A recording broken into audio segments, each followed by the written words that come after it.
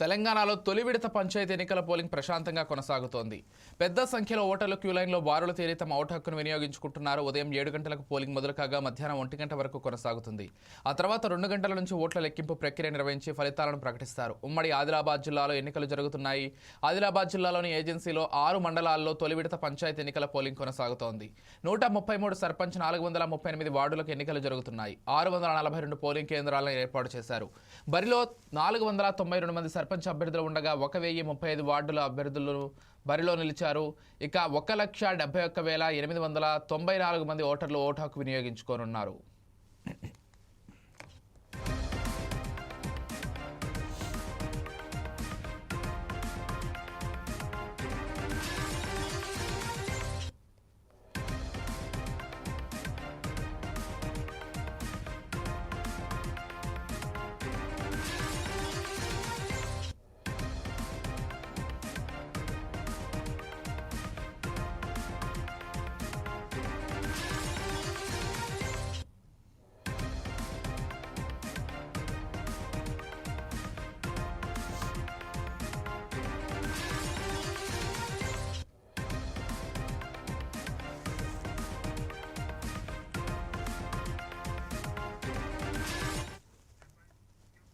కొమురం భీం జిల్లాలోని 5 మండలాల్లో 106 సర్పంచ్, 368 వార్డు స్థానాలకు పోలింగ్ జరుగుతోంది.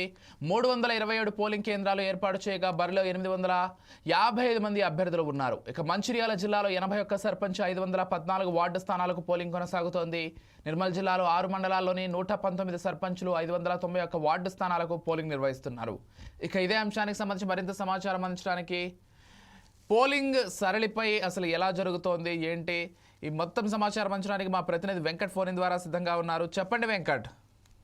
ఉదయం 7 గంటలకే పోలింగ్ ప్రక్రియ ప్రారంభమైంది. అభ్యర్థులు కూడా ఓటర్లను పోలింగ్ కేంద్రాలకు తరలిస్తున్నారు. మొత్తానికైతే చలి తీవ్రత ఎక్కువ ఉన్నప్పటికీ కూడా ప్రజలు ఓటేసేందుకు మాత్రం ముందుకు వస్తున్నారు. మధ్యాహ్నం 1 గంట వరకే పోలింగ్ జరుగుతుంది. దీంతో మొత్తం ప్రజలు అలర్ట్ చేశారు. వీళ్ళు ఎక్కువ శాతం పోలింగ్ నమోదు కావాలని చెప్పి అధికారులు కూడా చెప్తున్నటువంటి పరిస్థితి ఉంది. దీనికి సంబంధించిన అన్ని ఏర్పాట్లు చేశారు. ఉదయం నుంచే అధికారులు పర్యవేక్షిస్తున్నారు.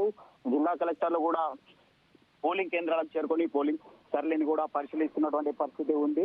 ఉమ్మడి ఆదిలాబాద్ జిల్లాలో ఆదిలాబాద్, నిర్మల్, మంచిర్యాల, కొమరం జిల్లాలో చలి తీవ్రత ఏజెన్సీలో మాత్రం చలి తీవ్రత ఎక్కువ ఉన్నప్పటికీ కూడా ఏజెన్సీ 5 మండలాల్లో ఎన్నికలు జరుగుతున్నాయి. దీనికి సంబంధించి ఇప్పటికే ఓటర్లను పోలింగ్ కేంద్రాలకు తరలిస్తున్నారు. ఓటర్లు బారులు తీరినటువంటి పరిస్థితి ఉంది. మొత్తానికైతే ఈ అభ్యర్థులు ఏదైతే బరిలో ఉన్నారో ఈ రోజు 1 గంట వరకు 1 గంటకు కౌంటింగ్ ప్రక్రియ ప్రారంభమవుతుంది. 2 గంటల నుండి పోలింగ్ ఏదైతే ఓటర్లు నమోదైనాయో వాటికి సంబంధించి లెక్కింపు జరుగుతుంది. ఆ తర్వాత సర్పంచ్ అభ్యర్థులను ప్రకటిస్తారు. తర్వాత ఏదైతే వార్డు మెంబర్లు ఉంటారో వార్డు మెంబర్లు ఎక్కువ ఎవరికైతే మెజార్టీ తెలుపుతారో ఉప సర్పంచ్ ను ప్రకటిస్తారు. వెంటనే అక్కడ ఉప సర్పంచ్ ను కూడా ఎవరనేది డిసైడ్ చేస్తారు. దీనికి సంబంధించి ఇప్పటికే అభ్యర్థులు అన్ని రకాలగా పాములు కలుపుతున్నటువంటి పరిస్థితి ఉంది. గత కొద్ది రోజులుగా ప్రచారం నిర్వహిస్తున్నారు. నిన్న రాత్రి గ్రామాల్లో తిరుగుతూ వారికి సంబంధించిన ఏదైతే వాళ్ళను ప్రలోభ పెట్టేందుకు కానుకలు, డబ్బులు పంపిణీ చేశారు. పెద్ద మొత్తంలో పంపిణీ జరిగిందని చెప్పవచ్చు. దీనికి సంబంధించి 2 సంవత్సరాల తర్వాత గ్రామ పంచాయతీల్లో ఎన్నికలు జరుగుతున్నాయి. దీంతో మాత్రం గ్రామాల్లో యువకులు అత్యధికంగా పోటీలో ఉన్నారు. ఏదైనా వాళ్ళు గ్రామాల్లో ప్రెస్టేజ్ గా ఇష్యూగా తీసుకుంటున్నారు. సర్పంచ్ గా ఎన్నిక కావాలనేదే లక్ష్యంగా పెట్టుకొని ముందుకు జరుగుతున్నటువంటి పరిస్థితి ఉంది. మొత్తానికైతే అభ్యర్థులు ఇప్పుడు కూడా ఉదయం పూట ఓటర్లను తరలిస్తూ వారికి డబ్బులు పంచుతూ ప్రలోభాలకు గురి చేస్తున్నారనే ఆరోపణలు కూడా వినిపిస్తున్నాయి. మొత్తానికైతే దీనికి సంబంధించి ఇప్పటి వరకు అభ్యర్థులు ఇంకా కూడా ఇంటింటికి తిరుగుతూ ఓటర్లను పోలింగ్ కేంద్రాలకు తీసుకొస్తున్నారు.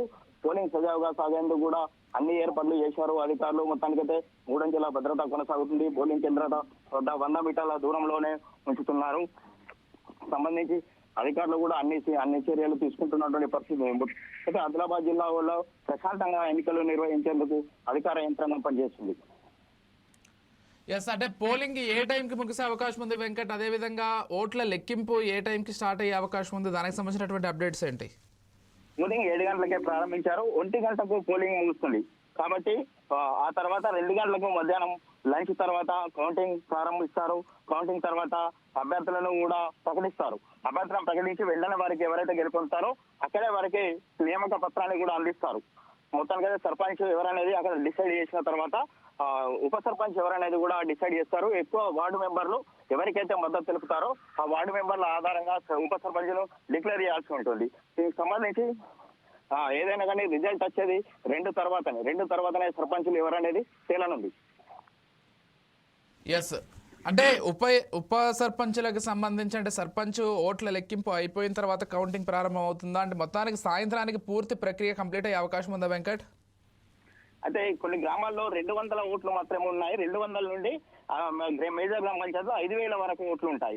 200 ఓట్లు ఉన్న గ్రామ పంచాయతీలో 40 ఓట్లు పడ్డట్లయితేనే వారు సర్పంచ్ గా గెలుపొందుతారు. మొత్తానికైతే ఇట్లాంటి చిన్న గ్రామ పంచాయతీలు ఉన్నాయి, పెద్ద గ్రామ పంచాయతీలు. చిన్న గ్రామ పంచాయతీలో 1 గంట లోపే కౌంటింగ్ ఏదైతే పోలింగ్ పూర్తయిన తర్వాత కౌంటింగ్ 2 గంటలకు స్టార్ట్ అవుతుంది. వెంటనే 1 గంట లోపే రిజల్ట్ రానుంది. మొత్తానికైతే 2-3-4 గంటల లోపు మొత్తం పూర్తిగా రాష్ట్ర వ్యాప్తంగా సర్పంచులకు సంబంధించి రిజల్ట్ రానుంది. సర్పంచులు ఎవరనేది కూడా తేలనుంది. Right, thank you Venkat.